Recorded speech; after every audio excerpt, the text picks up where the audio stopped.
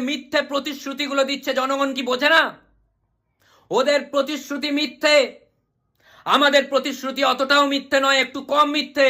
আরে এটা কি হচ্ছে? একটু তো কম। ওরা আপনাদের ভুল বোঝানোর চেষ্টা করছে। ওরা কি ভেবেছে আপনারা কিছু জানেন না? ওদেরকে আমি এই স্টেজ থেকে বলে দিতে চাই, ये जनता है कुछ नहीं जानती। আরে উল্টো উল্টো হয়ে গেছে, উল্টো হয়ে গেছে। সব জানতি है, তাই আমাদের ভোট দিন, কেননা আমরা ওদের থেকে একটু কম বাজে। আরে আর ওরা গরিবদের জন্য কি করেছে? কি করেছে ওরা গরিবদের জন্য?